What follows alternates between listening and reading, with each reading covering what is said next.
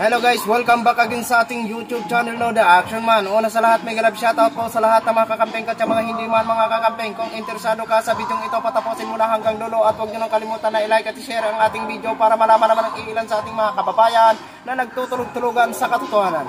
So ito ho mga ka-action, mga kakampeng, no, may gusto lang po ako na i-share sa inyo, no. So wala po muna tayong mic mga ka-action at wala na po tayong medyo pahaba-haba po mga ka-action na kasi wala ho tayong mic. Okay, so ito ho mga ka-action, no, pag-usapan lang po natin ang pangyayari ngayon sa EDSA mga ka-action, ha. Ito po ay ang mga iba't ibang grupo ho mga ka-action ay nagkaroon ng pagmarcha doon ho sa EDSA na kung saan inaano nila po doon, ang sinisigaw nila no chacha ho mga ka-action. Ngayon po mga ka-action, isipin po natin mabuti to, ha. Ito po, malapit na po ang EDSA People Power, no? Ilang days na lang EDSA People Power na kung saan gaganapin o i-celebrate natin ang anibersaryo ng EDSA People Power. Okay mga ka-action. So ito po mga ka-action, no, parang napaisip ba ako? Malayo pa man, alam naman po natin na ang chacha na ito ay may advertising na EDSA Puwera. Ito po, kung titingnan ho natin at isipin po ng mabuti mga ka-action, ang totoong senaryo nito, sa dami ng tao ngayon ho mga ka-action, pagdating ho ng parang hindi na po yan mawawala hanggang sa umabot na lang po ang pag-celebrate ng EDSA People Power mga ka-action. Ito po mga ka-action, ha, panoorin po muna natin itong video na ito.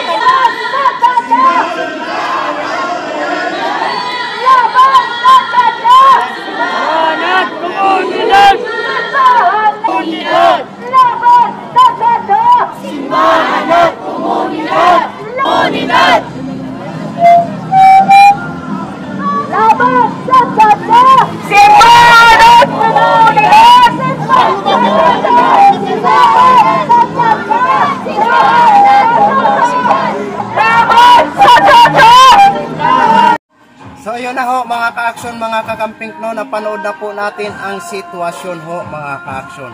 Ito po, hindi na po ito, wala na po itong tigil mga ka-aksyon hanggang umabot na po ito sa It's a People revolution nga po mga ka-aksyon sa pag-celebrate ng It's a People Power ho mga ka-aksyon, no? Umiinit na po ang eksena at aasahan ho natin na dadagsa at marami ho talaga ang dadalo dahil sa ginagawa po ng ito ni Martin Romualdez ho mga ka-aksyon, di ba? Sila po ang may gusto ho talaga na isulong ang nasabing tsa-tsa ho mga ka-aksyon. Nasabi nila for economic provision pero wala pong kwenta yan mga ka-aksyon.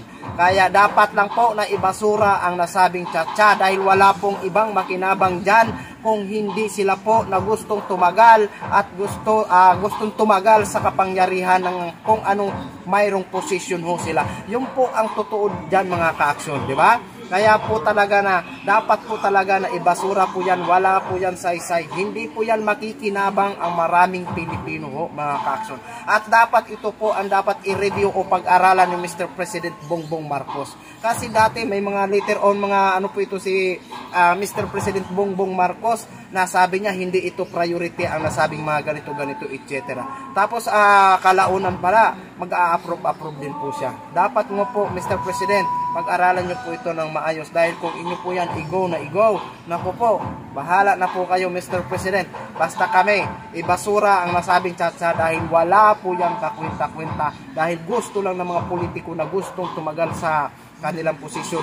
At hindi po yan sabi na boses ng maraming Pilipino ang may gusto niyan. Kung hindi, boses, ano yan, people for sale po yan ang nangyayari dyan mga ka-aksyon, mga kakamping. Hindi po yan boses ng Pilipino, kung hindi boses ng mga politiko na mga nasa likod na gustong tumagal sa kanilang serbisyo. Yun po ang totoo dyan. Kaya ngayon pa lang, ano po natin dyan, i-hashtag po natin no tsa-tsa, ibasura ang tsa-tsa mga ka-aksyon. Dahil wala po yan magandang maidudulot sa maraming Pilipino. Sila lang po dyan ang may mga beneficiary o makikinabang sa nasabing tsa-tsa. So yun lang ho mga ka-aksyon, mga kakampeng, kinshare ko lang ho sa inyo. Maraming salamat po sa ating mga viewers Luzon, Visayas at Mindanao all over the world. Ako po ang inyong lingkod, si The Action Man. Have a good day everyone. Bye bye.